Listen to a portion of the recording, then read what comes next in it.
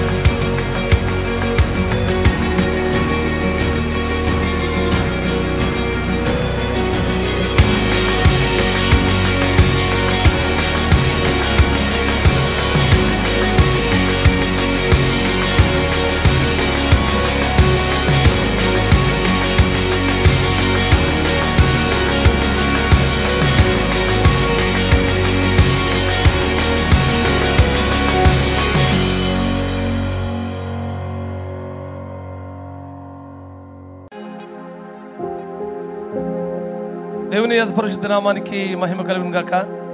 పిల్లరా, దేవుని సన్నిధిలో మనం ఆరాధన చేద్దాం, ఆయన నామాన్ని కనపరచుదాం, ఆయన నామాన్ని కొనియాడదాం.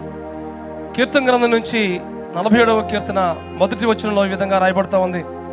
సర్వజనులరా చప్పట్లు కొట్టుడి, జయధ్వనులతో దేవుని గురించి ఆర్భాటము చేయుడి, ఆయన సర్వభూమికి రాజు అయినాడు అని దేవుని వాక్యం సెలవిస్తుండగా, నీ జీవితానికి నా జీవితానికి ఆయన రాజుగా ఉంటుండగా ఆయన రాజరికానికి మన జీవితానికి అప్పగించుకుంటూ దేవుని సన్నిధిలో ఆరాధన చేద్దాం. ఉత్సాహంతో, సంతోషంతో, గంభీరమైన స్వరాలతో దేవుని సన్నిధిలో ఆరాధన చేద్దాం. మేము పాడుతుండగా మీరు కూడా అందరూ కలిసి పాడవలసిందిగా ప్రేమపూర్వకంగా మనం చేస్తామన్నాను. ఇదిగో ప్రభు, నా జీవితానికి నీవే రాజు ప్రభు, నీ రాజరికానికి నా జీవితానికి అప్పగించుకున్నాను ప్రభుని. జయధ్వనులతో ఆయన ఆర్భాటంతో దేవుని సన్నిధిలో ఆరాధన చేద్దాం.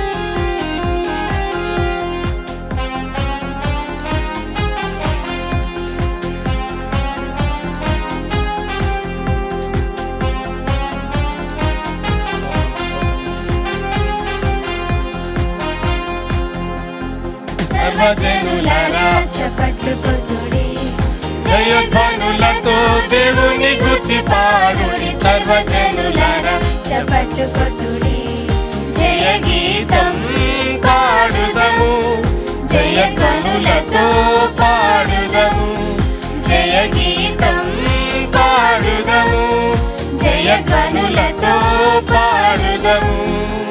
యేసయ్య రాజని, ఆమేన్ ఆమేన్.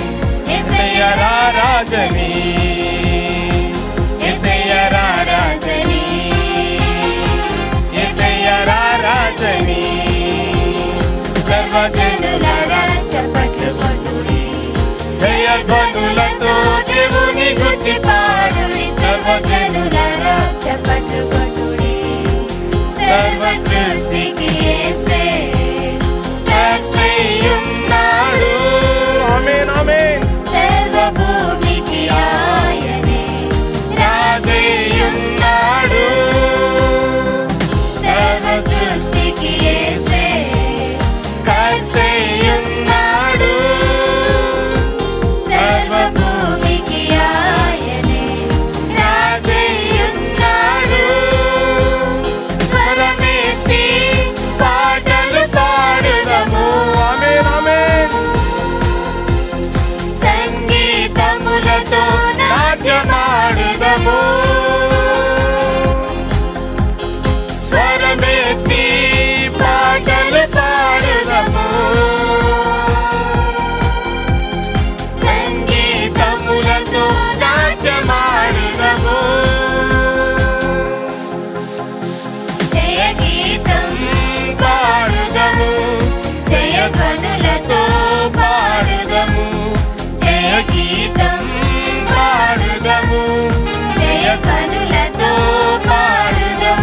లార్డ్. యేసయ్య రాజని అవును ప్రభువా, యేసయ్య రాజని నీవే రాజువైనా మీకు స్తోత్రాలు.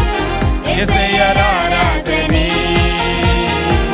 యేసయ్య రాజని సర్వజనులారా చప్పట్లు కొట్టుడి జయధ్వనులతో దేవుని స్తుతి పాడుడి సర్వజనులారా చప్పట్లు కొట్టుడి యాకోబును ప్రేమించి స్వాస్థ్యమునిచ్చెను మనలను ప్రేమించి రక్షణనిచ్చెను ఆమేన్ ఆమేన్. యాకోబును ప్రేమించి అవును తండ్రి స్తోత్రం. స్వాస్థ్యమునిచ్చెను yes lord. మనలను ప్రేమించి రక్షణనిచ్చెను రమ్యముగా పాటలు పాడుదము రక్షణ గీతము పాడి ఆరాధించెదం yes lord yes lord. రమ్యముగా పాటలు పాడుదము రక్షణ గీతము పాడి ఆరాధించెదం జయ గీతం పాడుదం ఆమేన్. జయ కనులతో పాడుదము జయ గీతం పాడుదము జయ కనులతో పాడుదము యేసయ్య రాజని ఆమేన్ ఆమేన్. యేసయ్య రాజని యేసయ్య రాజని యేసయ్య రాజని సర్వజనులారా చప్పట్లు కొట్టుడి జయధ్వనులతో దేవుని స్తుతి పాడుడి సర్వజనులారా చప్పట్లు కొట్టుడి అవును పిల్లరా, చప్పట్లు కొడుతూ ఉత్సాహంతో ఆయన ఆరాధించుదాం, ఆయన నామాన్ని కనపరచుదాం. పిల్లరా, యాకోబును ప్రేమించిన దేవుడు నిన్ను నన్ను ప్రేమిస్తుండగా మన జీవితాన్ని దేవుని సన్నిధిలో సమర్పించుకుంటూ ఆరాధించుదాం. పిల్లరా, మనం ప్రేమించి నీ నా జీవితంలో జరిగించిన రక్షణ కార్యాన్ని జ్ఞాపకం చేసుకుని హృదయపూర్వకంగా దేవుని సన్నిధిలో ఆరాధించేద్దాం.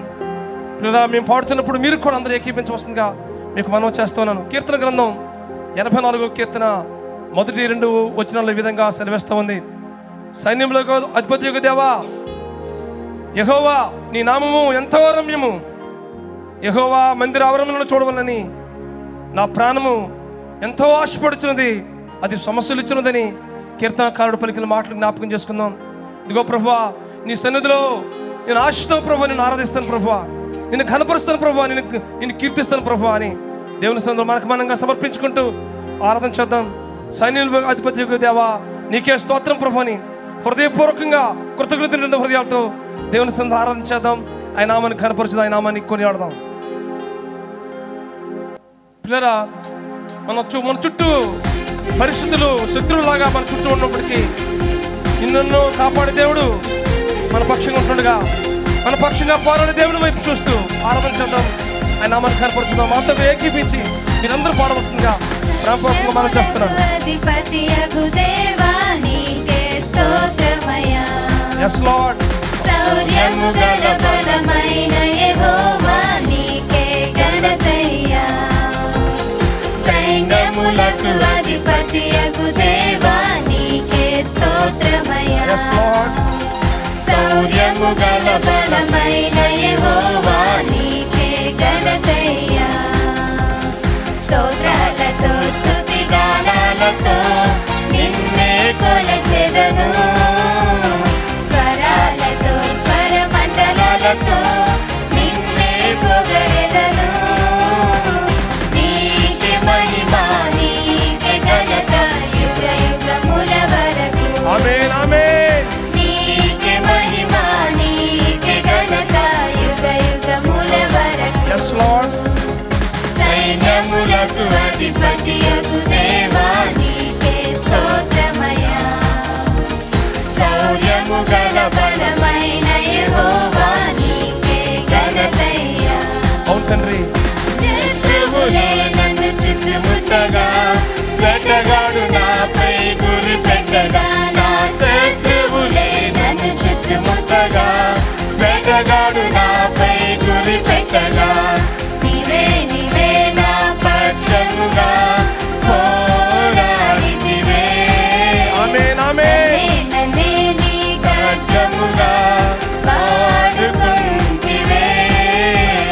నా బలము నా కెరము నీవే యేసయ్యా. Yes Lord, yes Lord. నా శైలము నా శృంగము నీవే యేసయ్యా. తండ్రి సైన్యములకు అధిపతియగు దేవా నీకే స్తోత్రమయ్యా. శౌర్యము గల బలమైన యెహోవా నీకే ఘనతయ్యా. నా ప్రక్కన 1000 మంది పడి ఉన్నను 10,000 మంది పొంచి ఉన్నను. నా ప్రక్కన 1000 మంది పడి ఉన్నను 10,000 మంది పొంచి ఉన్నను. పరాక్రమశాలిగా నా పక్షము పోరాడితివే.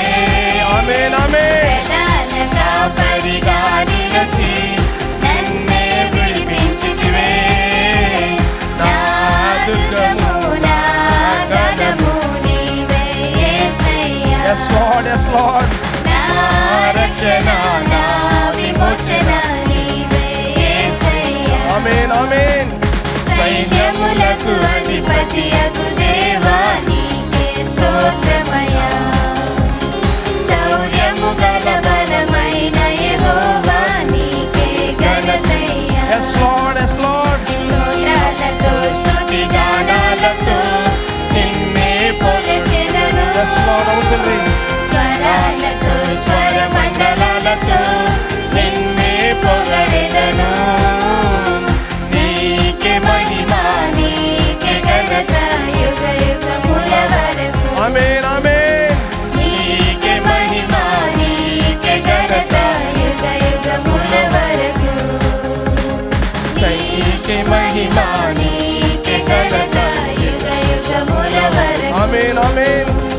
నీకే మహిమ నీకే ఘనత యుగ యుగముల వరకు. అవును ప్రభువా, యుగ యుగములకు నీకే మహిమను ఆరోపిస్తాను ప్రభువా. నిన్నే కనపరుస్తాను ప్రభువా, నిన్నే కీర్తిస్తాను ప్రభువా. నా ప్రక్కన 1000 మంది పడినను, నా కుడి ప్రక్క 10,000 మంది కూడాను ఏ అపాయము నీ ఎదుకు రాదు అని వాగ్దానం నాయన మా ఏడ్ల దరిగిస్తూ వస్తున్నందుకై తిండారుగా మేము స్తుతిస్తూ మీ నామాన్ని మహింపరుస్తాను ప్రభువా. మీ నామాన్ని కనపరుస్తాను ప్రభువా. నీ నామాన్ని కొనియాడుతాను ప్రభువా. పిల్లరా, దేవుని సన్నిధిలో ఆరాధన చేద్దాం. ఎవరు మౌనంగా ఉండదు. ఇది ఆరాధించే సమయం. పరిశుద్ధాత్మ దేవుడు మన మధ్య సంచారం చేస్తుండగా ఆయన సన్నిధిని అనుభవిస్తాం. ఆయన మహిమను ఆయన ప్రభావాన్ని పొందుకుందాం. ఇదిగో ప్రభువా, నీ సన్నిధిని అనుభవిస్తున్నాను ప్రభుని మన జీవితాలు ప్రభు సన్నిధిలో సంపూర్ణంగా సమర్పించుకుందాం. నీ నా జీవితంలో చేసిన ప్రతి మేలు జ్ఞాపకం చేసుకుని, ఆయన ఏమైనా అన్నిటి జ్ఞాపకం చేసుకుని కృతజ్ఞత హృదయాలతో దేవుని సన్నిధిలో ఆరాధన చేద్దాం. పిల్లరా, మన పక్షంగా పోరాడే దేవుడు మనకు ఉంటుండగా మనం ఏ విషయంలో భయపడడానికి వీల్లేదు. పిల్లరా, ఏ అపాయం రాకుండా, ఏ తెగులుని గుడాలను సమీపించకుండా ఆయన కాచి కాపాడుతున్నటువంటి ఆ గొప్ప దేవుని హృదయపూర్వకంగా ఆరాధించేద్దాం. ఆయన వాగ్దానం జ్ఞాపకం చేసుకుందాం. ఆయన కృపను జ్ఞాపకం చేసుకుందాం. నీ ఏడ్లా నా ఏడ్లా ఆయన చూపుతున్న ప్రేమంతా జ్ఞాపకం చేసుకుని దేవుని సన్నిధిలో హృదయపూర్వకంగా ఆరాధించేద్దాం. పిల్లరా, ఎవరు మౌనం కూడా హృదయాలు తెరిచి దేవుని సన్నిధిలో ఆరాధించేద్దాం. అందరూ ఆరాధించేద్దాం. పిల్లరా, ఈ సమయంలో దేవుడు మన పక్షంగా ఆయన మన మధ్య సంచారం చేస్తుండగా, ఆయన మన పక్షంగా ఉండి కార్యాలు జరిగిస్తుండగా ఆయన వైపు చూస్తూ ఆరాధన చేద్దాం. ఆ మహాదేవుని, ఆ గొప్ప దేవుని హృదయపూర్వకంగా ఆరాధన చేసి ఆయన నామాన్ని కనపరచుదాం. ప్రభువా, ఇదంత గొప్ప దేవుడు ప్రభువా. నీలాంటి దేవుడి లోకంలో ఎవరు లేరు నాయన. నువ్వు సజీవుడు ప్రభువా. నాయన, ఒకప్పుడైతే ప్రధాన యాజకుడు ఒక్కసారి మాత్రమే నీ కృపకి ధైర్యంగా సమీపించడం ప్రభువా. ఈనాడైతే ప్రభువా ఈ కృప ఆశీర్వాదం ప్రభువా మేము ధైర్యంగా సమీపించడానికి మీరు మా చిన్న సమయోచితమైన కృప కొరకే మీకు స్తోత్రాలు. మిమ్మల్ని కనికరించాం ప్రభువా, మీకు స్తోత్రాలు. మీ సన్నిధిని మేము అనుభవించడానికి నైనా మీరు సహాయం చేశారు ప్రభువా. స్తోత్రం చెల్లిస్తున్నాం. ఆరాధన చేద్దాం.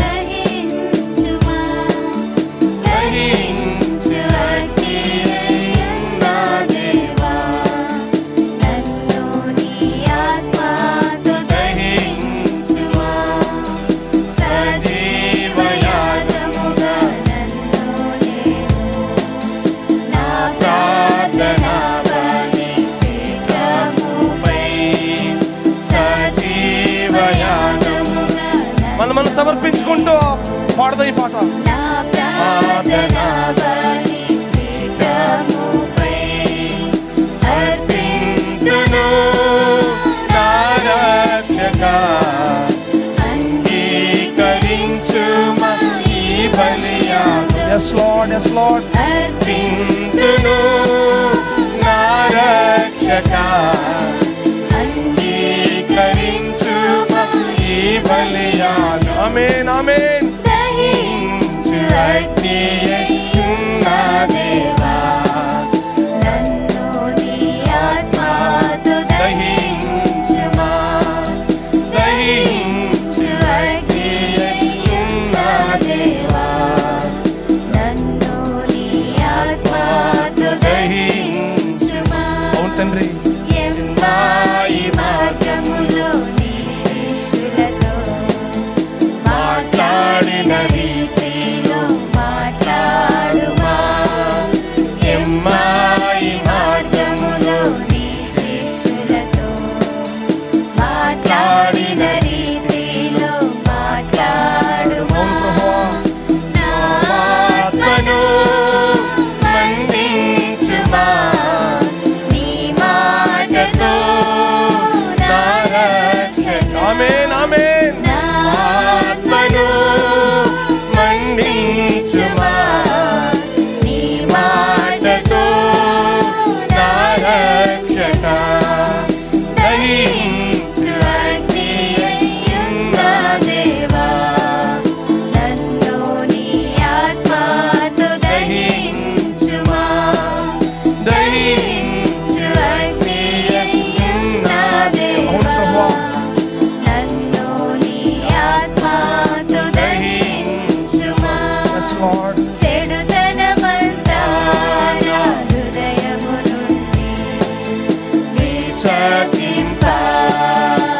విసర్జింపబడునట్లుగా. ఆమేన్ ఆమేన్. చెడుతనమంతా నా హృదయము నుండి విసర్జింపబడునట్లుగా. నీ ఆత్మ తాకిడి దయచేయుమా. నా ఆత్మలో తీవ్రతనీయుమా. నీ ఆత్మ తాకిడి దయచేయుమా. ఆమేన్ ఆమేన్. నా ఆత్మలో తీవ్రతనీయుమా. దహించు అగ్నివైయున్న దేవా నన్ను నీ ఆత్మతో దహించుమా.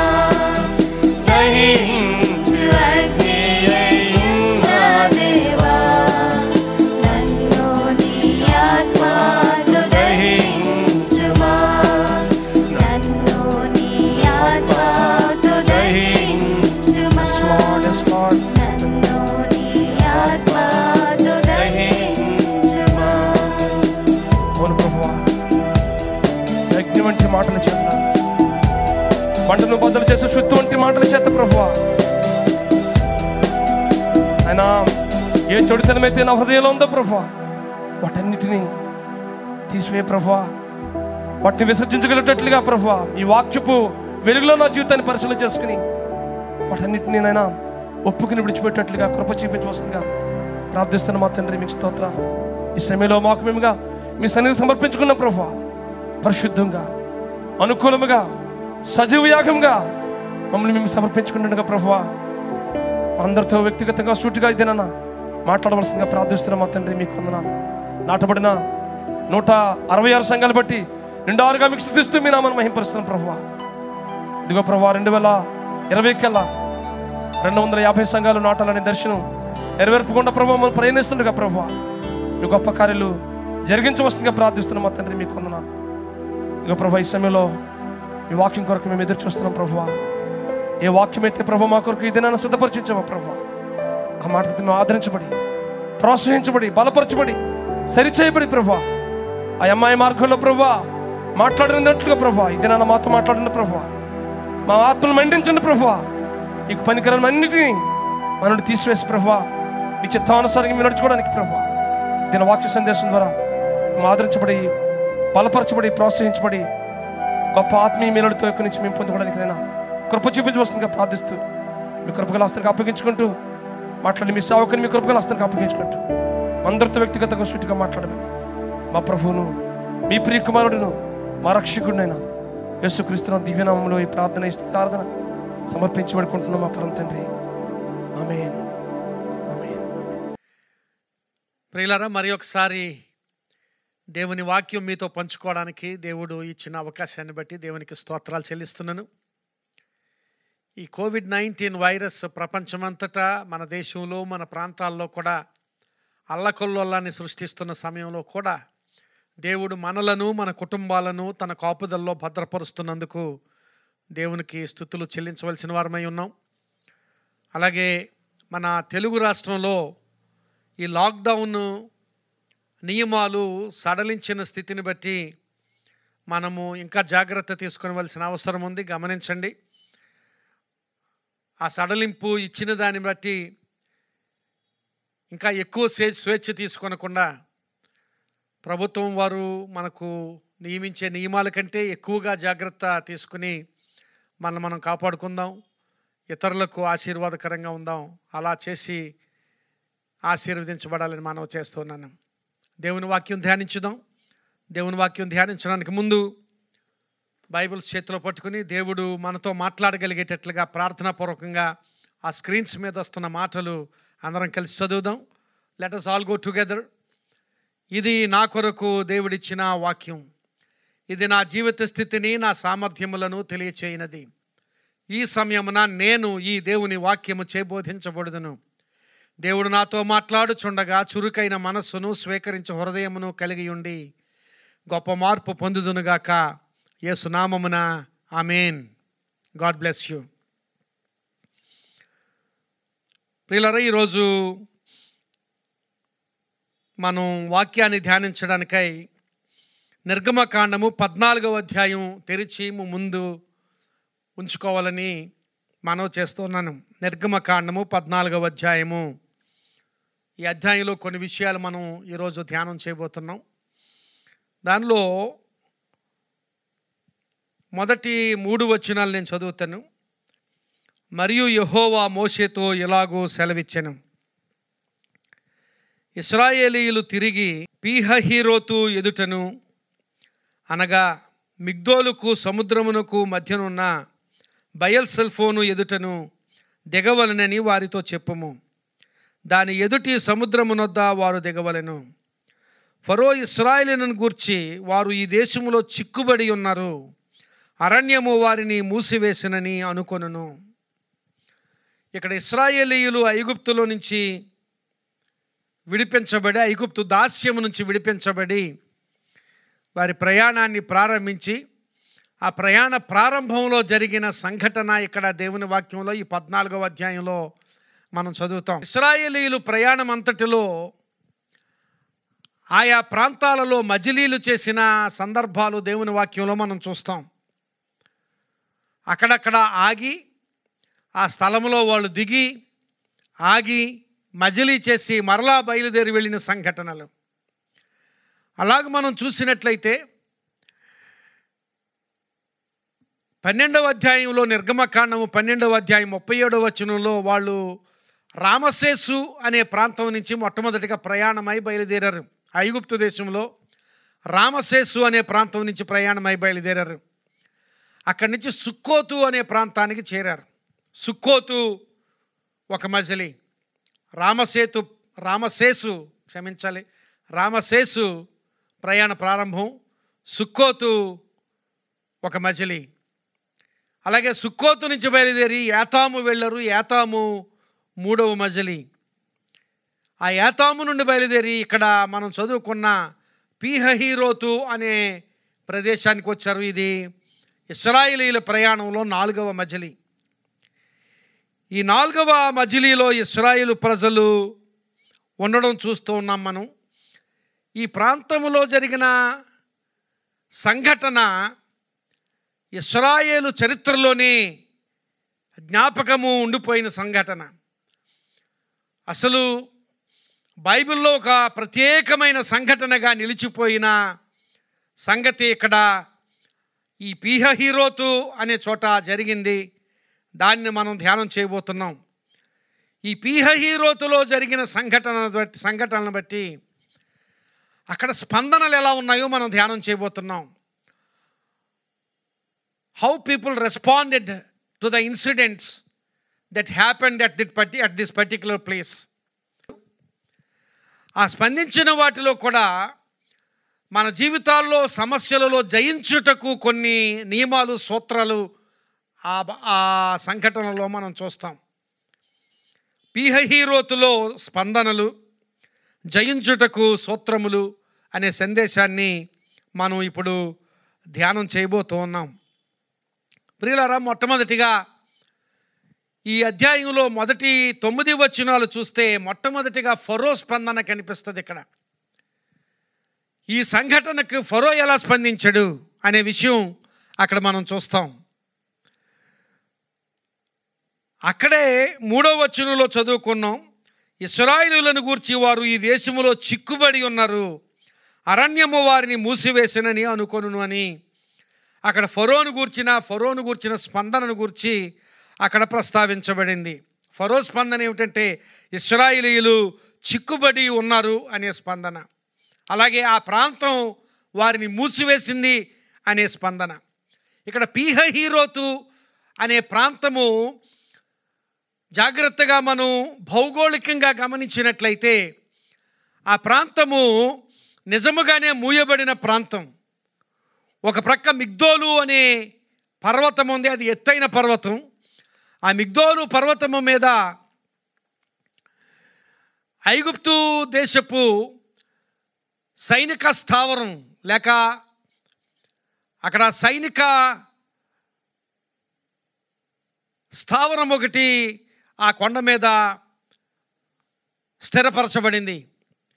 ఆ కొండపై నుండి ఐగుప్తు వారు సముద్రము వైపు ఆ చుట్టూ ఏ శత్రువులు వచ్చినా వారు తెలుసుకొనగలిగేటట్లుగా ఏర్పాట్లు చేసుకున్న పర్వతము మిగ్దోలు పర్వతం. మరొక ప్రక్క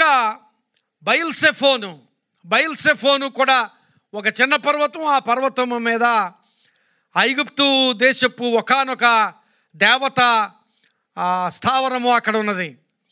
అలాగే ఒక ప్రక్క అరణ్యం ఉన్నది, మరొక ప్రక్క ఎర్ర సముద్రం ఉన్నది. అలాగ చుట్టూ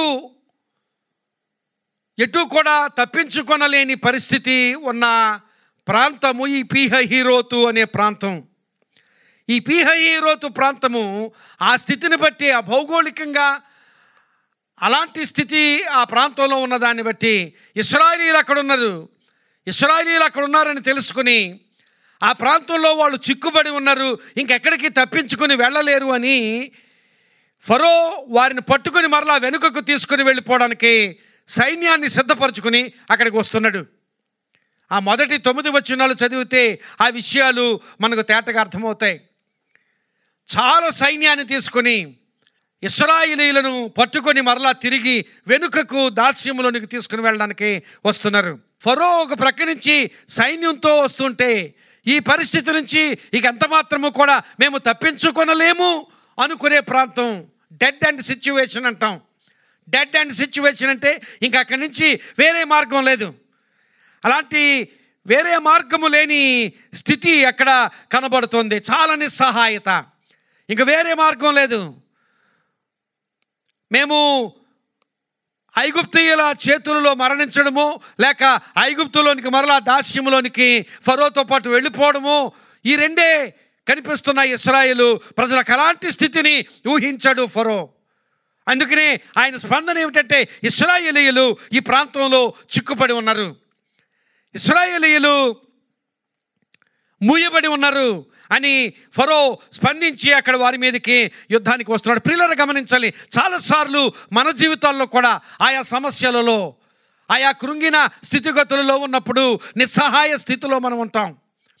ఇక ఈ స్థితిలో నాకు నిరీక్షణ లేదు అనుకుంటున్న పరిస్థితిలోనికి వస్తూ ఉంటాం. ఈ స్థితిలో నేను డెడ్ అండ్ సిచ్యువేషన్లో నిలవబడి ఉన్నాను అనే అనుభూతి మనకు కలిగిన సందర్భాలు మన జీవితాల్లో చోటు చేసుకుంటూ ఉంటాయి. అలాంటి స్థితిని సూచించేది పీహహీరోతు అనే ప్రాంతం. ప్రియులారా, ఎలాంటి అనుభవాలు దేవుని వాక్యంలో ఆయా భక్తులకు వారి వారి జీవితాల్లోనూ వారి వారి అనుభవాల్లోనూ చోటు చేసుకోవడం మనం గమనించగలం. దినవృత్తాంతములు 2వ గ్రంథం 20వ అధ్యాయం చూస్తే అక్కడ యెహోషాపాతు యోధా దేశం మీద రాజుగా ఉన్నాడు. యెహోషాపాతు చాలా భక్తిపరుడైన రాజు. ఆ రాజు యోధా దేశం మీద పరిపాలన చేస్తూ ఉండగా ఆ దేశం మీదకి, ఆ రాజు మీదకి 4 వివిధ శత్రు రాజ్యాల సైన్యాలు అకస్మాత్తుగా దండెత్తి రావడం జరిగింది. ఆ యుద్ధానికి వస్తున్న సమయంలో యెహోషాపాతు రాజు చేసిన ప్రార్థన చాలా అద్భుతమైన ప్రార్థన. దినవృత్తాంతంలో 2వ గ్రంథము 20వ అధ్యాయము 12వ వచనం చూస్తే అక్కడ ఆ రాజు అయిన యెహోషాపాతు చేసిన ప్రార్థన మనకు కనిపిస్తుంది. ఆయన అంటాడు, మా దేవా, నీవు వారికి తీర్పు తీర్చవా? మా మీదికి వచ్చు ఈ గొప్ప సైన్యముతో యుద్ధము చేయుటకు మాకు శక్తి చాలదు. ఆయన నిస్సహాయ స్థితి ఆయన దేవుని సన్నిధిలో చెప్పుకుంటున్నాడు. ఏమి చేయుటకును మాకు తోచదు, నీవే మాకు దిక్కు అని ప్రార్థన చేశాను. ఇక్కడ గమనించాలి, ఈ ప్రార్థనలో యెహోషాపాతు రాజు అలాగే ఆ యోధా దేశం యొక్క స్థితిని ఆ ప్రార్థనలో దేవునికి తెలియచేస్తున్నాడు. మాకు దిక్కు లేదు ప్రభువా. ఇంచుమించుగా చెప్పాలంటే ఆ 4 దేశాల సైన్యాల ముందు ఈ యోధా దేశపు సైన్యం ఎంతమాత్రం కూడా పోల్చదగినది కాదు. అలాంటి స్థితిలో, నిస్సహాయ స్థితిలో, ఇంకెంతమాత్రం కూడా నిరీక్షణ లేదు అనుకున్న స్థితిలో, ఇంకెంతమాత్రం ఈ పరిస్థితిలో మేము విడుదల పొందలేము అనుకున్న స్థితిలో యెహోషాపాతు రాజు అలాగే ఆ యోధా దేశం నిలవబడినట్లుగా అక్కడ దేవుని వాక్యంలో చూస్తున్నాం. ప్రియులారా, ఇలాంటి సందర్భాలు మన జీవితాల్లో కూడా చోటు చేసుకుంటూ ఉంటాయి. ఇప్పుడు ప్రపంచమంతా ఈ స్థితిలోనే నిలవబడి ఉంది. ఈ రోజున మనం ఎదుర్కొంటున్న సమస్య ఒక ప్రాంతానికో ఒక దేశానికో పరిమితమైంది కాకుండా ప్రపంచమంతా ఈ కోవిడ్-19 వైరస్ విషయంలో అల్లకల్లోలం ఏర్పడి ఉంది. జనులందరూ కూడా నిస్సహాయ స్థితిలోనే ఉన్నారు. సాంకేతిక పరిజ్ఞానం ఎంత ఉన్నా, వైద్య శాస్త్ర పరిజ్ఞానం ఎంత ఉన్నా ఈ రోజున నిస్సహాయ స్థితిలో, ఆల్మోస్ట్ డెడ్ అండ్ సిచ్యువేషన్లో, ఈ స్థితిలో ఎంతమాత్రం కూడా ఈ స్థితిలో విడుదల లేదు అనుకుంటున్న స్థితిలో ప్రపంచం నిలబడి ఉన్నది. ఈ స్థితిని గురించి ఈ దినాన్ని దేవుడు మనకు వివరిస్తున్నాడు. పాత నిబంధన గ్రంథంలో యోనా గురించి మనకు తెలుసు. యోనా భక్తుడు, దేవుని చేత ఏర్పాటు చేయబడిన ప్రవక్త. దేవుడు నినివే పట్టణానికి వెళ్ళమంటే ఆయన తప్పించుకొని మరొక పట్టణానికి ఓడలో వెళుతూ ఉన్నప్పుడు, తర్షీషు వెళ్ళిపోవాలని ఓడలో వెళుతున్నప్పుడు తుఫాను సంభవించింది. ఆయనను సముద్రంలో విసిరివేయవలసి వచ్చింది. ఆ తర్వాత యోనాను ఒక చేప మృంగివేసింది. ఆ కథనమంతా మనకు తెలుసు. అక్కడ చేప మృంగివేయగా సముద్రపు గర్భంలో చేప కడుపులో ఉండి ఆయన చేసిన ప్రార్థన మనం చూస్తే యోనా గ్రంథము 2వ అధ్యాయం 5-6 వచనాలు చూస్తే ఆయన అంటాడు, ప్రాణాంతము వచ్చినంతగా జలములు నన్ను చుట్టుకొని ఉన్నవి. ప్రాణాంతము, ఇంచుమించుగా జీవితం చివరిలోనికి వచ్చేసాను ప్రభు, ప్రాణాంతము వచ్చినంతగా జలములు నన్ను చుట్టుకొని ఉన్నవి. సముద్రాగాధము నన్ను ఆవరించి ఉన్నది. సముద్రపు నాచు నా తలకు చుట్టుకొని ఉన్నది. నేను మరెన్నటికి ఎక్కి రాకుండా భూమి గడియలు వేయబడి ఉన్నవి. ఆ మాటలు గమనించాలి. మరెన్నటికి ఎక్కి రాకుండా అంటే ఇక నేను బ్రతుకుతాను అనే ఆశ యోనాకు లేదు. భూమి గడియలు వేయబడి ఉన్నవి అంటున్నాడు. ఆ మాటల్లో ప్రియులారా గమనించాలి, ఆ నిస్సహాయ స్థితి, డెడ్ అండ్ సిచ్యువేషన్. ఇక ఈ పరిస్థితి నుంచి నాకు విడుదల లేదు, ఈ పరిస్థితి నుంచి నాకు నిరీక్షణ లేదు అనుకుంటున్న స్థితి, ఆ స్థితిలో అక్కడ యోనా నిలవబడినట్లుగా మనం చూస్తాం. సమూయేలు 2వ గ్రంథంలో చివరి అధ్యాయం 24వ అధ్యాయంలో మనం చూస్తే దావీదు ఒక పని చేశాడు. దావీదు రాజుగా ఉండి జనసంఖ్యను లెక్కింపచేశాడు దేశంలో. అది దేవునికి అనుకూలమైందిగా లేదు. కనుక దేవుడు తన ప్రవక్తను పంపించి దావీదుకు 3 ఆప్షన్స్ ఇచ్చాడు. 3 కూడా శిక్షలు. ఆ 3 శిక్షల్లో ఏ శిక్ష కావాలో కోరుకోమన్నాడు. 1, దేశం మీదకి 7 సంవత్సరములు కరువు రప్పిస్తాను, అదొక విషయం. 2వది, నీవు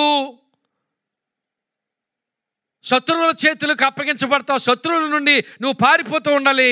అలాగ 3 నెలలు నీవు అలాగ పారిపోతూ ఉండాలి, శత్రువుల చేతికి నువ్వు అప్పగించబడతావు. 2వది. 3వది ఏమిటంటే 3 దినములు దేశమంతా తెగులు రప్పిస్తాను నేను. ఈ 3 విషయాల్లో ఏదో ఒకటి నీవు ఎంచుకోవాలి అని దావీదుతో దేవుడు ప్రవక్త ద్వారా మాట్లాడాడు. ఆ సమయంలో దావీదు అంటాడు, 24వ అధ్యాయము 2వ సమూయేలు గ్రంథము 24వ అధ్యాయము 14వ వచనంలో, దావీదు నాకేమీ తోచకున్నది, గొప్ప చిక్కులలో నేను ఉన్నాను అంటాడు. గొప్ప చిక్కులో నేను ఉన్నాను. ప్రియులారా గమనించాలి, అక్కడ కూడా దావీదుకు డెడ్ ఎండ్ సిచ్యువేషనే. ఏది ఎంచుకున్నా, 3 విషయాల్లో ఏది ఎంచుకున్నా చాలా ప్రమాదకరమైనవే. ఎవరూ తప్పించలేరు, విడుదల లేదు, తప్పించుకునే మార్గం లేదు, నిరీక్షణ లేని స్థితి.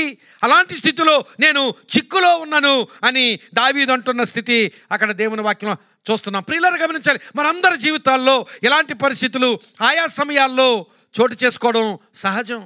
మన కుటుంబాల్లోనేమిటి, మన వ్యక్తిగత జీవితాల్లోనేమిటి, ఆయా సమయాల్లో ఒకవేళ మన తప్పిదాల వల్ల కావచ్చు, మన తప్పిదం లేకుండానే అలాంటి పరిస్థితుల్లో మనం చిక్కుకొనవచ్చు.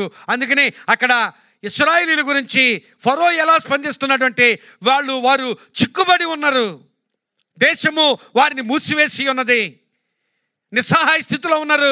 ఈ సమయంలో నేను వారిని పట్టుకుని మరలా వెనుకకు దాస్యంలోనికి తీసుకుని రావాలని ఆ ఫరో తన సైన్యంతో బయలుదేరాడు. ప్రియులారా, రకరకాల విషయాలు మనల్ని చిక్కుల్లో పెడుతూ ఉంటాయి. మన చుట్టూ జరుగుతున్న పరిస్థితులు, కుటుంబాల్లో జరుగుతున్న పరిస్థితులు, ఆరోగ్యాల్లో, అలాగే మన ఆర్థిక విషయాల్లో, మన ఉద్యోగ విషయాల్లో, మన కుటుంబ విషయాల్లో, మన మానసిక విషయాల్లో, మన ఆత్మ సంబంధమైన విషయాల్లో, అనేక విషయాల్లో చిక్కుల్లో పడుతున్న సంఘటనలు ఆయా సమయాల్లో మనకు చోటు చేసుకుంటూ ఉంటాయి.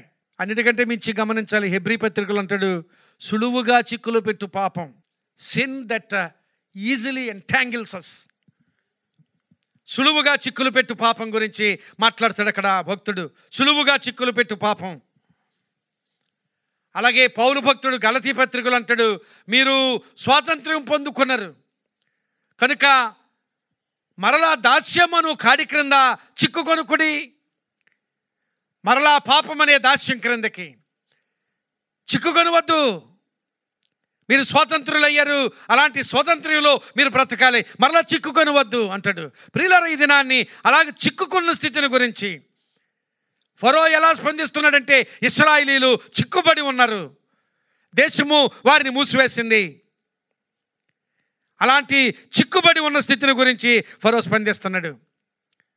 2వదిగా ఫరో స్పందన చిక్కుబడి ఉన్నారు అని ఆయన స్పందిస్తుంటే, 2వదిగా ఇశ్రాయేలు ప్రజల స్పందన.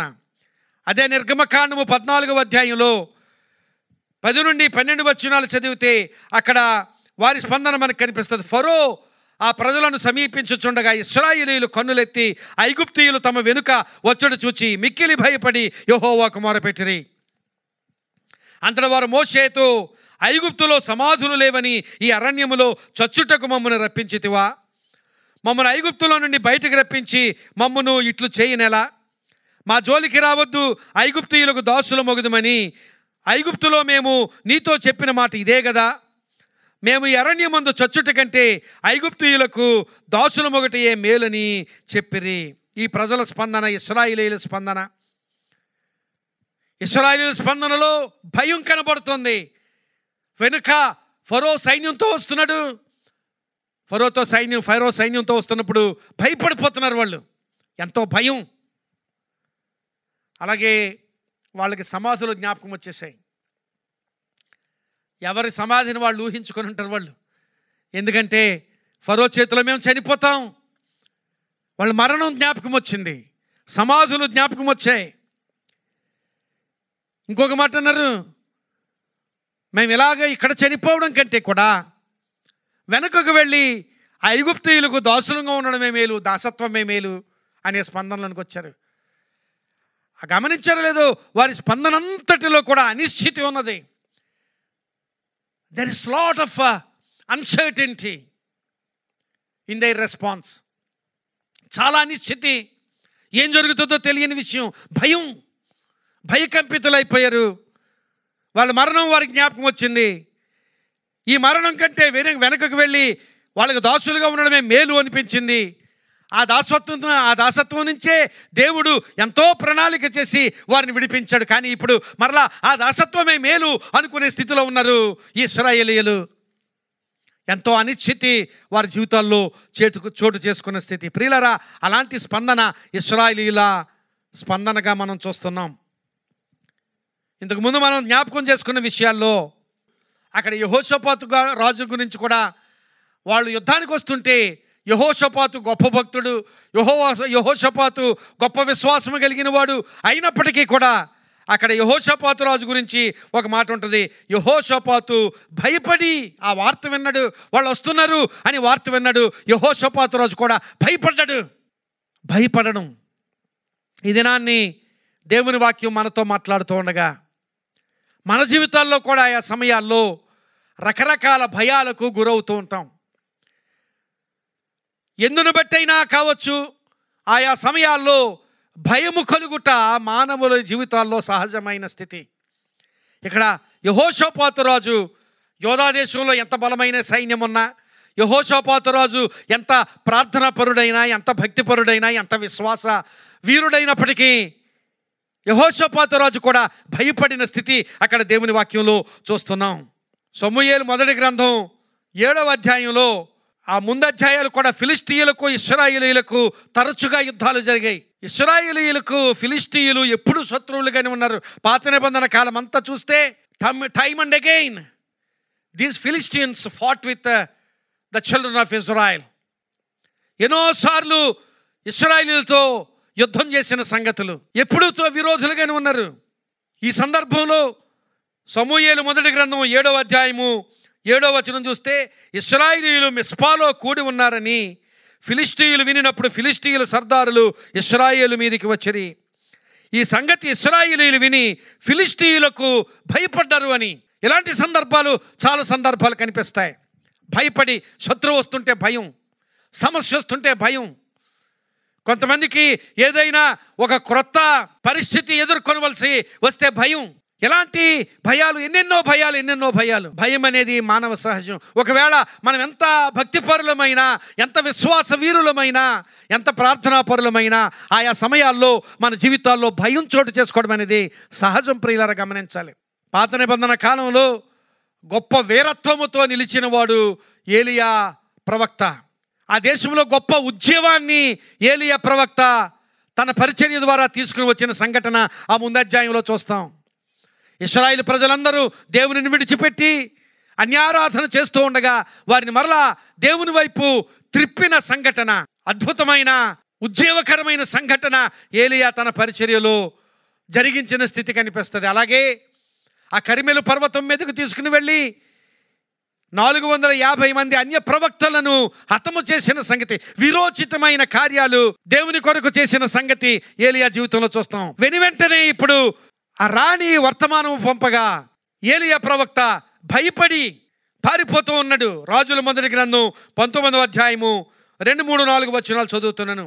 యెజబెలు ఒక దూత చేత ఏలియాకు ఈ వర్తమానము పంపించెను. రేపు ఈ వేళకు నేను నీ ప్రాణమును వారిలో ఒకని ప్రాణము వలె చేయని ఎడల దేవుడు నాకు గొప్ప అపాయము కలుగు చేయనుగాక. అంటే అంతకుముందు ఆ కర్మెలు పర్వతం మీద అన్యా దేవతల ప్రవక్తలను ఆయన హతం చేసినది జ్ఞాపకం చేస్తూ, వారి ప్రాణము వలె నీ ప్రాణం కూడా అయిపోతుంది అని కబురు పెట్టింది. 3వ వచనం, కాబట్టి అతడు ఆ సమాచారం తెలుసుకుని లేచి తన ప్రాణము కాపాడుకొనుటకై పోయి యోధా సంబంధమైన బేర్షెబాకు చేరి అచ్చట ఉండమని తన దాసునితో చెప్పి తాను ఒక దిన ప్రయాణం అరణ్యములోనికి పోయి ఒక బదరీ వృక్షము క్రింద కూర్చుండి మరణాపేక్ష గలవాడై నా పితరుల కంటే నేను ఎక్కువ వాడను కాను, ఇంత మట్టుకు చాలును, నా ప్రాణము తీసుకొనుము అని ప్రార్థన చేశాను. ఏలియా భయకంపితుడైపోయాడు. అంత ధైర్యము చూపించిన ఏలియా, అంత వీరోచితమైన కార్యాలు దేవుని కొరకు చేసిన ఏలియా, ఆయన ప్రార్థన చేయగా ఆకాశము నుంచి అగ్ని దిగి వచ్చిన సంగతి మనకు తెలుసు. అలాంటి గొప్ప భక్తుడైన ఏలియా ఇప్పుడు భయపడి పారిపోతున్నాడు. ప్రియులారా, ఇలాంటి భయం అనేది మానవ సహజం. మనం ఎంత భక్తి పరులమైనా, ఎంత విశ్వాసులమైనా, ఒకవేళ ఎలాంటి మంచి జీవితం ఉన్న భయం అనేది సహజం. ఆయా సమయాల్లో మన జీవితాల్లో జరుగుతున్న సంఘటనలను బట్టి భయపడడం అనేది సహజం. అలాంటి భయం గురించి ఇశ్రాయేలీయుల జీవితాల్లో మనం చూస్తున్నాం. అలాంటి భయము వారి స్పందనలో భయం కనబడుతుంది. వారి స్పందనలో అనిశ్చితి కనిపిస్తుంది. చనిపోతామేమో అనే భయం.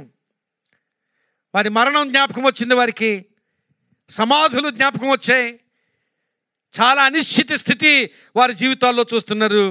అలాంటి భయం, అలాంటి స్పందన వారి జీవితాల్లో మనం చూస్తున్నాం. ఈ స్పందన అంతటిలో ఒక అద్భుతమైన విషయం ఒకటి కనిపిస్తుంది. ఆ 14వ అధ్యాయం నిర్గమకాండము 10వ వచనం చూస్తే, ఫరో సమీపించుచుండగా ఇశ్రాయేలీయులు కన్నులెత్తి ఐగుప్తీయులు తమ వెనుక వచ్చుడు చూచి మిక్కిలి భయపడ్డారు. యెహోవాకు మొర్రపెట్టిరి. ఇశ్రాయేలీయులు చేసిన గొప్ప పని అదే, యెహోవాకు మొర్రపెట్టుట. ఇప్పుడు ఇశ్రాయేలీయుల స్పందన భయమని చూసాం. ఇశ్రాయేలీయుల స్పందన మరణమైపోతామేమో అనే ఆలోచనను చూసాం. ఇశ్రాయేలీయుల స్పందనలో అనిశ్చితిని చూసాం. ఇప్పుడు ఆ పరిస్థితి అంతటిని జయించుటకు వారు చేసిన కార్యం, ఆ పరిస్థితి అంతటిని జయించడానికి వాళ్ళు చేసిన కార్యం గమనించాలి. జయించు సూత్రము, ఆ మొదటి సూత్రం మీకు చూపిస్తున్నాను. భయపడిన వారు భయపడినట్టుగానే ఆ భయంలోనే కృంగిపోలేదు, ఆ భయంలోనే అలా ఉండిపోలేదు, కానీ యెహోవాకు మొర్రపెట్టిరి. దేవునికి స్తోత్రం. ఈ దినాన్ని మనం అలా చేయాలి, మనం చేస్తున్నాము, చేయాలి. ప్రియులారా, గమనించాలి, ఈ దినాన్ని క్రైస్తవ సంఘం ఇంతకుముందు ఎప్పుడూ చేయనంత ప్రార్థన క్రైస్తవ సంఘం చేస్తుంది. దేవునికి స్తోత్రం. ఇంకా చేయాలి, ఇంకా చేయాలి. భయంలో నీవు ఉన్నావు, దేవునికి మొర్రపెట్టాలి. భయంలో నీవు ఉన్నావు, దేవునికి ప్రార్థన చేయాలి. యెహోషాపాతు రోజు కూడా ఆ భయపడి ఆ 4 రాజ్యాల సైన్యాలు వారి మీదకి వస్తున్నాయి అని వినినప్పుడు భయపడి వెంటనే యెహోషాపాతు రాజు చేసిన పని గమనించాలి. సైన్యాన్ని సిద్ధం చేసుకోవడము, లేకపోతే ఇంకొక ప్రయత్నం చేయలేదు. కానీ మొట్టమొదటిగా చేసిన పని దేవునికి ప్రార్థన చేశాడు. ఇంతకుముందు ఆ ప్రార్థన దినవృత్తాంతంలో 2వ గ్రంథం 20వ అధ్యాయం 12వ వచనంలో చదివాం. దేవా, ఏమి చేయుటకు మాకు తోచడం లేదు ప్రభువా, మా మీదకి వస్తున్న ఈ శత్రువులతో పోరాడడానికి మాకు శక్తి చాలదు ప్రభువా అని ప్రార్థన చేసి, నీవే మాకు దిక్కు ప్రభు అన్నాడు. చివరికి నీవే మాకు దిక్కు ప్రభు. అద్భుతమైన ప్రార్థన అది. నిజంగా నీ సహాయ స్థితిలో, నీవు భయకంపితుడు అయిపోతున్న స్థితిలో నీవే నాకు దిక్కు అని దేవునిని దిక్కుగా చేసుకుని దేవుని శరణుదొచ్చి మనం బ్రతకడం చాలా ఆశీర్వాదకరమైన విషయం. జయించుటకు గొప్ప సూత్రం అదే ప్రియులారా. మనం దేవునికి అప్పగించుకోవడం, ఆయన శరణులో మనం బ్రతకడం, ఆయన మనకు దాగుచోటు అని దేవుని వాక్యం మాట్లాడుతుంది. నీవే నాకు దిక్కు ప్రభు అని యెహోషాపాతు రాజు చేసిన ప్రార్థన గొప్ప ప్రార్థన. సమూయేలు మొదటి గ్రంథంలో 7వ అధ్యాయంలో ఫిలిష్తీయులు ఇశ్రాయేలీయుల మీదకి యుద్ధానికి వస్తున్నప్పుడు ఇశ్రాయేలీయులు భయపడ్డారని ముందు చూసాం. అక్కడ ఇశ్రాయేలీయులు చేసిన పని సమూయేలు మొదటి గ్రంథం 7వ అధ్యాయం 7వ వచనంలో వారు భయపడ్డారని చూసాం. 8-9 వచనాలు చూస్తే, మన దేవుడైన యెహోవాను ఫిలిష్తీయుల చేతిలో నుండి మనల్ని రక్షించున్నట్లుగా మా కొరకు ఆయనను ప్రార్థన చేయుట మానవద్దని ఈ సమూయేలు నొద్ద మనవి చేశారు. సమూయేలు పాలు విడవని ఒక గొర్రె పిల్లను తెచ్చి యెహోవాకు సర్వాంగ బలిగా అర్పించి ఇశ్రాయేలీయుల పక్షమున యెహోవాను ప్రార్థన చేయగా యెహోవా అతని ప్రార్థన అంగీకరించెను. అక్కడ ప్రార్థన చేస్తున్నారు. చాలా అద్భుతమైన అనుభవం అక్కడ ఆ అధ్యాయంలో మనకు కనిపిస్తుంది. ఇశ్రాయేలీయులందరూ అన్నట ఈ సమూయేలు ప్రార్థనకు సిద్ధపడుతుంటే వాళ్ళు వెళ్ళి నీళ్లు చేది అక్కడ యెహోవా సన్నిధిలో ఆ నీళ్లు భూమి మీద ఒలగపోసారని దేవుని వాక్యంలో రాయబడుతుంది. గమనించాలి, అది మా హృదయాలు దేవా నీ సన్నిధిలో కృమ్మరించుకుంటున్నాం ప్రభువా. Lord, we are pouring out our hearts before you Lord. మా హృదయాలు మీ సన్నిధిలో కృమ్మరించుకుంటున్నాం. అలా కృమ్మరించుకునేటప్పుడు మనల్ని మనం ఖాళీ చేసుకుంటాం. We empty our selves. అలాంటి స్థితిని గురించి, అలాంటి ప్రార్థన అనుభవం గురించి, అక్కడ భయపడినప్పుడు ప్రార్థన. ఇశ్రాయేలీయులు భయపడినప్పుడు మొర్ర పెట్టారు. యెహోషువ భయపడినప్పుడు ప్రార్థన చేశాడు. ఇక్కడ ఇశ్రాయేలీయులు సమూయేలు నాయకత్వంలో ప్రార్థన చేస్తున్నారు. ఫిలిష్తీయులు వస్తున్నారు, భయపడ్డారు, ప్రార్థన చేస్తున్నారు. అలాగే ఏలియా కూడా భయపడుతూ పారిపోతూ అరణ్యంలోనికి వెళ్ళి బదరీ వృక్షం కింద కూర్చుని అక్కడ ఏలియా కూడా ప్రార్థన చేశాడు. రాజుల మొదటి గ్రంథము 19వ అధ్యాయం 4వ వచనంలో ఆయన ప్రార్థన చేసిన సంగతి అక్కడ దేవుని వాక్యంలో చూస్తాం. ప్రియులారా, ఈ దినాన్ని భయంతో ఉన్నాం. ఈ కరోనా వైరస్ను గూర్చిన భయం. మొరపెడదాం. దేవుని కాపుదల కోసం మొరపెడదాం. దేవుని భద్రత కోసం మొరపెడదాం. ఇంకా మొరపెడదాం. మన భద్రత కోసం, మన కుటుంబాల భద్రత కోసం, మన సంఘాల భద్రత కోసం, మన పట్టణాల భద్రత, మన దేశం భద్రత, ఈ లోకంలో ఉన్న వారందరూ భద్రత కోసం మొరపెడదాం. భయంలో ఉన్నాం, మొరపెడదాం. భయంలో ఉన్న వారికి అదే ప్రియులరా లాస్ట్ రిసార్ట్ ఏంటంటే మనకి మొరపెట్టడమే, దేవునికి మొరపెడదాం. ఇశ్రాయేలీయుల స్పందన భయము, మరణమైపోతామేమో అనే ఆలోచన. ఆ స్పందనలో వారు చేసిన గొప్ప కార్యం ఏమిటంటే జయించడానికి ఒక సూత్రాన్ని నేర్పించారు ఇశ్రాయేలీయులు. అదేమిటంటే దేవునికి మొర్రపెట్టుట. మూడవదిగా అక్కడ నాయకుడైన మోషే ఉన్నాడు. మోషే స్పందన ఎలా ఉంది? ఆ పీహహీరోతు అనే స్థలంలో మోషే స్పందన ఎలా ఉంది? నిర్గమకాండము 14వ అధ్యాయము 13-14 వచనాలు చూస్తే, అందుకు మోషే భయపడకుడి, యెహోవా మీకు నేడు కలుగు చేయు రక్షణను మీరు ఓరక నిలచుండి చూడుడి. మీరు నేడు చూచిన ఐగుప్తీయులను ఇక మీదట మరి ఎన్నడూను చూడరు. యెహోవా మీ పక్షమున యుద్ధము చేయును, మీరు ఓరకయే ఉండవలెనని ప్రజలతో చెప్పాను. మోషే స్పందన భయపడకుడి అని ధైర్యపరిచే స్పందన. ఆయన భయపడడం లేదు, ఇతరులను కూడా ధైర్యపరిచే స్పందన మోషే స్పందన. దేవుడు కలుగు చేయు రక్షణను గురించి మాట్లాడిన స్పందన. దేవుడు మీ పక్షమున యుద్ధము చేయును అని ధైర్యాన్ని, పురికొల్పును కలుగు చేసిన స్పందన మోషే స్పందన. ఆ స్థితి అంతా భయం కలిగించేదే. అప్పటికి మోషేకు కూడా ఇక్కడి నుంచి ఎలాంటి విడుదల కలుగుతోందో అనేది మోషేకు కూడా వివరం తెలియదు. అయినప్పటికీ కూడా మోషే ఒక గొప్ప విశ్వాసంతో ఆయన నింపబడడం, ఆయన నింపబడకుండా మాటలు రావు. ప్రియులారా గమనించాలి. హృదయం నిండి ఉన్న దానిని బట్టి నోరు మాట్లాడును అని దేవుని వాక్యం సెలవిస్తుంది. హృదయం నిండా అలాంటి విశ్వాసం, హృదయం నిండా అలాంటి ధైర్యం, హృదయం నిండా అలాంటి భరోసా. దేవుడు ఏదో ఒక కార్యం చేస్తాడు అనే భరోసా, ఆ ధైర్యంతో మాట్లాడుతున్నాడు. భయపడకుడి, ధైర్యపరుస్తున్నాడు. దేవుడు కలుగు చేసే రక్షణ చూడండి. దేవుడు మీ పక్షంగా యుద్ధం చేస్తాడు. ఎలా యుద్ధం చేస్తాడు, ఏం చేస్తాడో మోషేకి తెలియకపోయినా ధైర్యపరుస్తున్నాడు. మోషే స్పందనది. ఈ దినాన్ని నిజమైన క్రైస్తవ విశ్వాసులమైతే ఆ స్పందనతో దేవుని సన్నిధిలో లేవాలి. ఆ స్పందనతో లేచి మనం ధైర్యంగా ఉండాలి, ఇతరులను ధైర్యపరచాలి. ఈ వైరస్ సందర్భంగా మాత్రమే కాదు, ఎవరైతే కృంగిపోతున్నారో, ఎవరైతే ప్రతికూలమైన పరిస్థితులలో నీరసించిపోతున్నారో అలాంటి వారికి ధైర్యం చెప్పగలిగిన స్పందన. ప్రియులారా గమనించాలి, ఆ ప్రజలందరూ పీహహీరోతులోనే ఉన్నారు. అలాగే మోషే కూడా ఆ స్థలంలోనే ఉన్నాడు. అయినప్పటికీ వారి స్పందనకి మోషే స్పందనకి ఎంత వ్యత్యాసం ఉన్నదో గమనించాలి. వాళ్ళకి నిస్సహాయ స్థితి, మరణం కూడా జ్ఞాపకం వచ్చేసింది. కానీ మోషే ఆయన ధైర్యపడడం మాత్రమే కాదు, వాళ్ళందరినీ ధైర్యపరుస్తున్నాడు. భయపడకుడి. దేవుని ఆత్మ ఎప్పుడు మనల్ని ధైర్యపరుస్తూనే ఉంటుంది.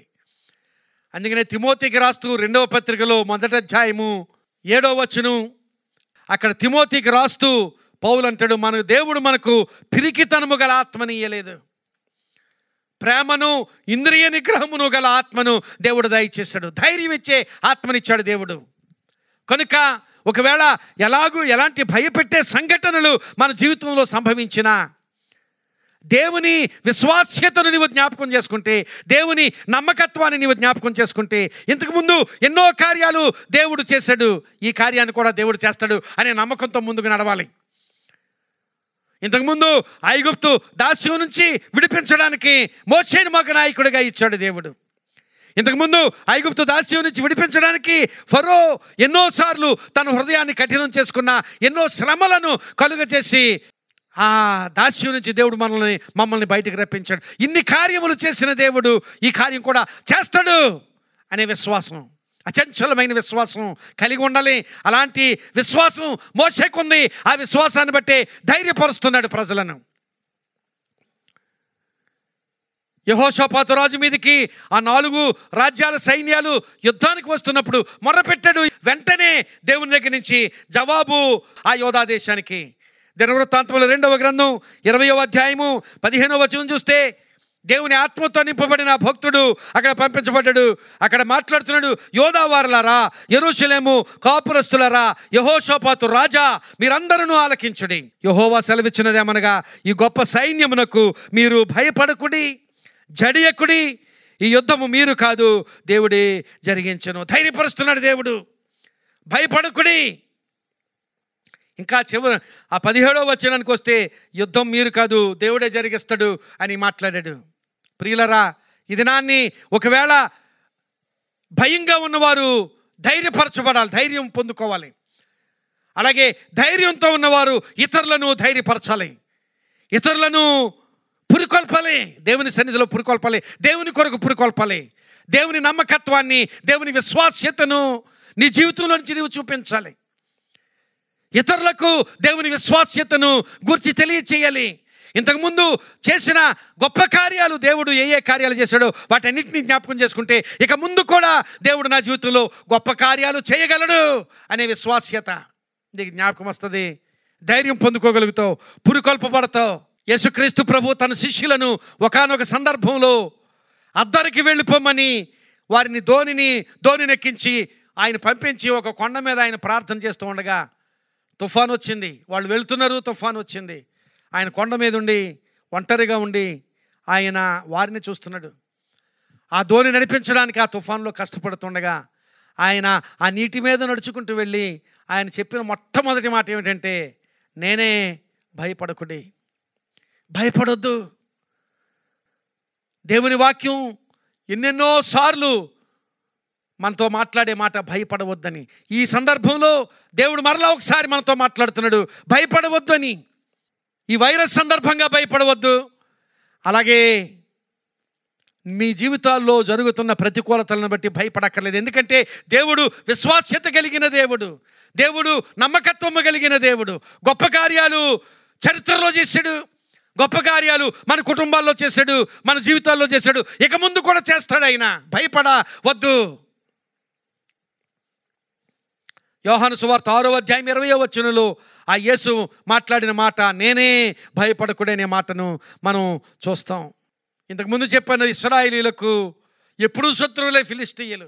ఒకానొక సందర్భంలో సౌలు రాజుగా ఉన్నప్పుడు ఆ ఫిలిష్తీయులు యుద్ధానికి వచ్చారు. ఆ ఫిలిష్తీయుల పక్షంగా గొలియాతు వచ్చి, గొలియాతు చాలా ప్రగల్భాలు చెప్పాడు. అందరూ భయపడ్డారు. సౌలు రాజు భయపడ్డాడు, ఇశ్రాయేలు సైన్యం అంతా భయపడ్డారు. భయపడి ఎవరికి వారే దాగుకున్నారు. అలాంటి సందర్భంలో అక్కడకు యవనస్తుడిగా, బాలుడుగా, ఇంకనూ బాలుడుగా ఉన్న దావీదు వచ్చాడు. దావీదు వచ్చి ఒక మాట అన్నాడు, ఈ ఫిలిష్తీయుని వలన ఎవరి మనస్సు కృంగ నిమిత్తము లేదు అని చెప్పాడు. సమూయేలు మొదటి గ్రంథం 17వ అధ్యాయము 32వ వచనంలో చదువుతాం ఆ మాట. ఇతన్ని బట్టి ఎవరి మనస్సు కృంగిపోవడానికి వీల్లేదు. ఇతనిని బట్టి ఒకవేళ అతడు ఎంత బలమైన వాడైనా కావచ్చు, అతడు ఎంత యుద్ధ నేర్పరి అయినా కావచ్చు, ఎంత ఆజానుబాహుడైనా కావచ్చు, కానీ ఇతని వలన ఎవరి మనస్సును కృంగవలసిన అవసరం లేదు. ఎందుకంటే మన దేవుడు జీవము కలిగిన దేవుడు. అదే చెప్పాడు, జీవము గల దేవుని సైన్యములను తిరస్కరించుటకు ఈ సున్నతి లేని ఫిలిష్తీయుడు ఎంతటి వాడు అని సవాలు చేశాడు. ఎందుకంటే దావీదుకు తెలుసు ఆ అనుభవం ఉంది దావీదుకి. ఏమిటంటే, నేను గొర్రెల మందలను కాస్తూ ఉండగా సింహం వస్తే సింహాన్ని చంపేశాను, దేవుడు నాకు ఆ బలాన్ని ఇచ్చాడు. ఆ సమయంలో ఎలుగుబంటి వస్తే దాన్ని చంపేశాను, దేవుడు నాకు ఆ బలాన్ని ఇచ్చాడు. ఆ సమయంలో బలం ఇచ్చిన దేవుడు ఈ సమయంలో కూడా తప్పకుండా బలం ఇస్తాడు. మన జీవితాల్లో ఎన్నో కార్యాలు చేసిన దేవుడు ఇప్పుడు కార్యం చేయడా? తప్పక చేస్తాడు దేవుడు. ఆయన నమ్మకత్వము కలిగిన దేవుడు, నిన్న నేడు నిరంతరము ఒక్కటిగా ఉన్న దేవుడు. అక్కడ మోషే ఆ పీహహీరోతులో వారిని ధైర్యపరుస్తూ, భయపడకుడి, ధైర్యంగా ఉండండి, దేవుడు కలుగు చేయ రక్షణ చూడండి అని చెబుతూ వాళ్ళతో అన్న మాట ఏమిటంటే, మీరు ఓరకయ్యే ఉండి చూడండి అన్నాడు. మీరు ఓరక ఉండి చూడండి, మీరు ఓరకయ్యే ఉండండి. ఇప్పుడు మన పని కూడా అదే, ఓరకయ్యే ఉండడమే. Isolate your self. ఈ వైరస్ సందర్భంగా ఓరకయ్యే ఉండండి. Isolate your self. ఏమీ చేయకుండా ఉండండి, ఓరకయ్యే ఉండి చూడండి.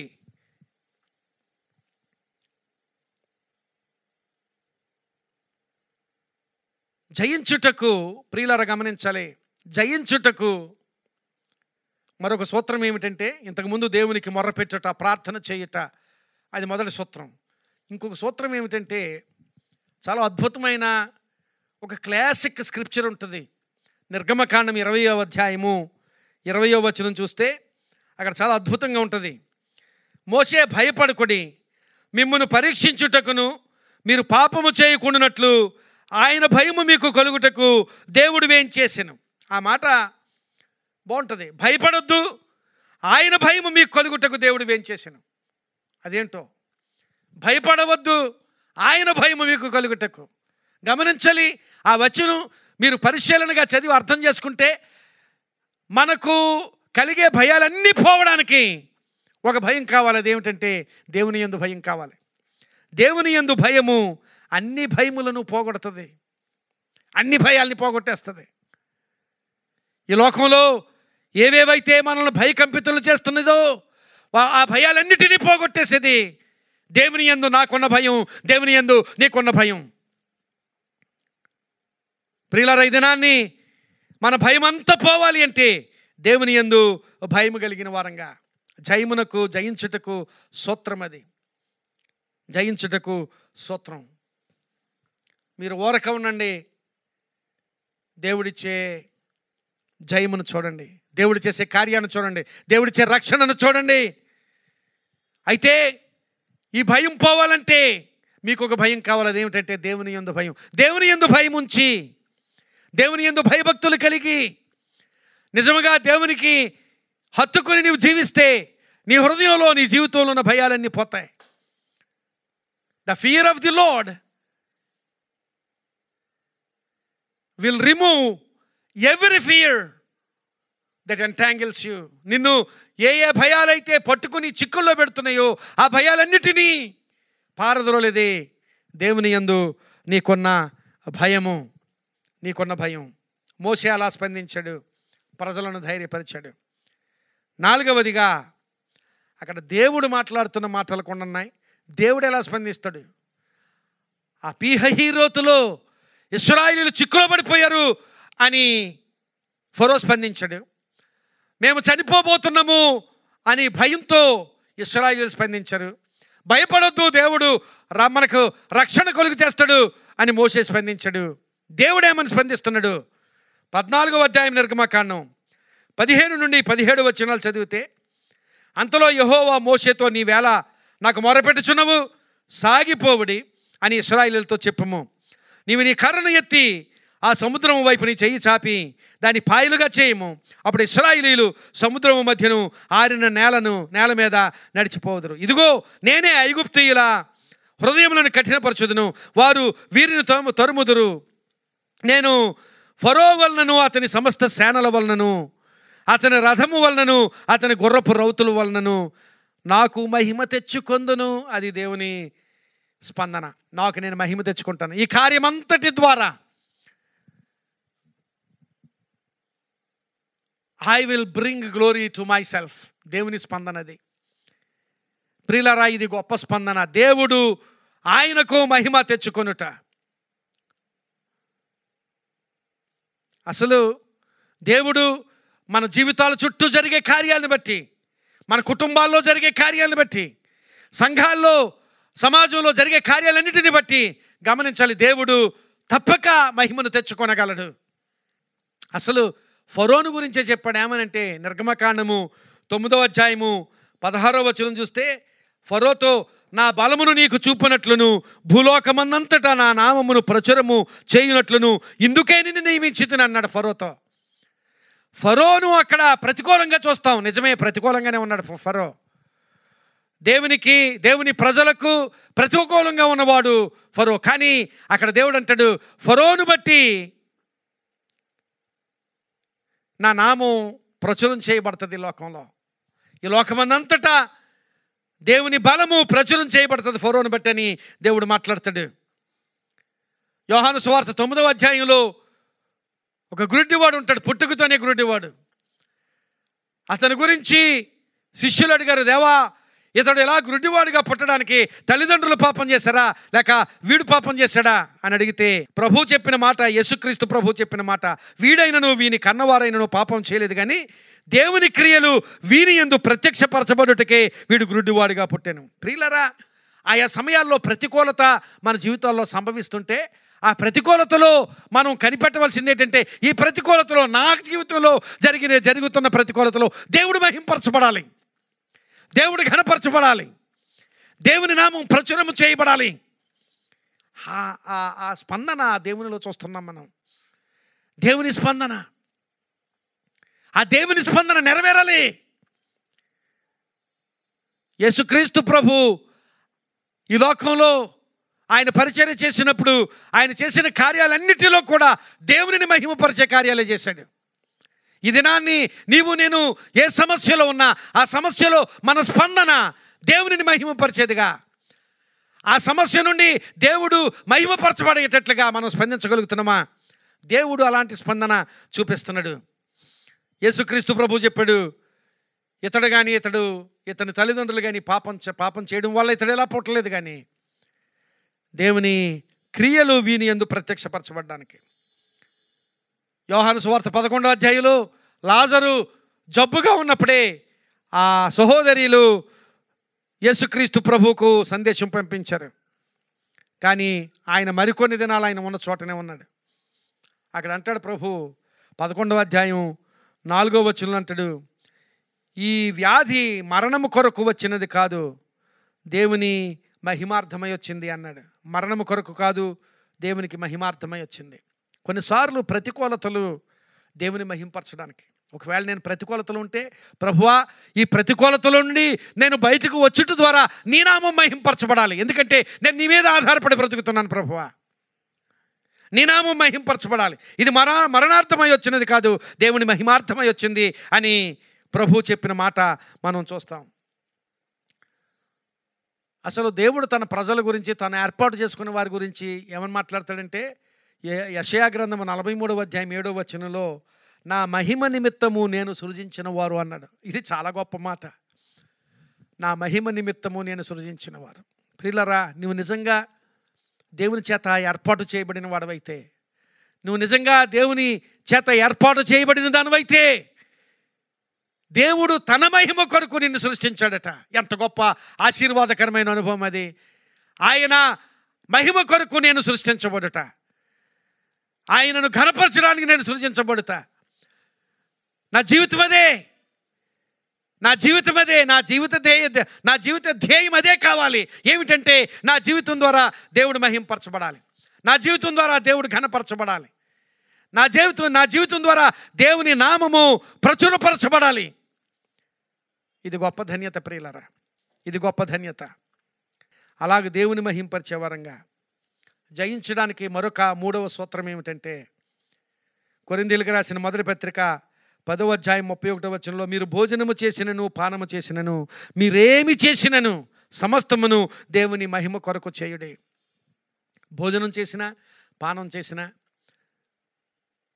అంటే ఇంకొక మాట చెప్పాలంటే ఏ చిన్న పని చేసినా మీరేమి చేసినా అన్నాడు. భోజనము చేసినా మన భోజనము మన పానము దేవునికి మహిమకరంగా ఉండాలి.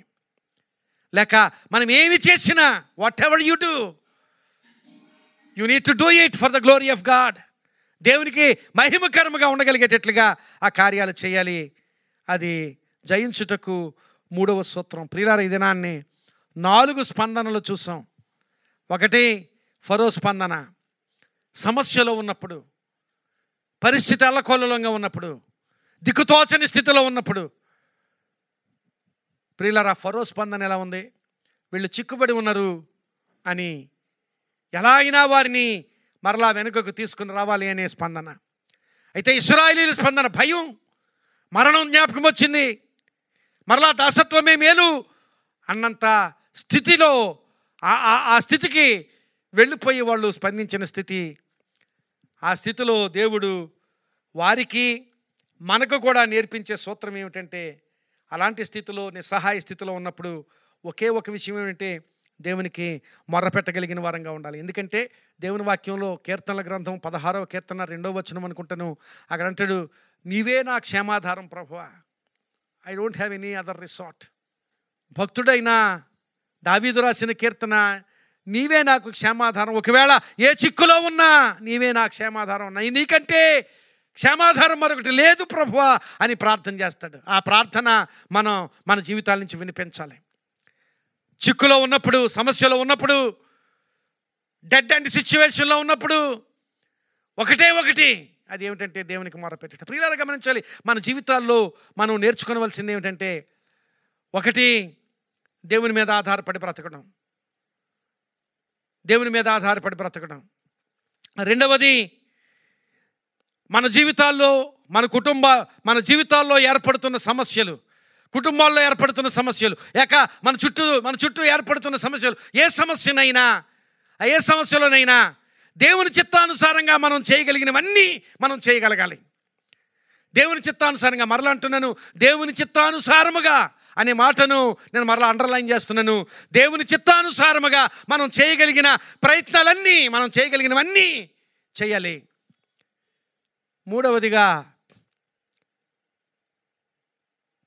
మన చేతిలో లేనిది, మనం చేయలేనిది దేవునికి అప్పగించాలి. యెహోషాపాతు అదే చేశాడు. నేను ఏం చేయలేను ప్రభువా, నీకు అప్పగిస్తున్నాను ప్రభువా.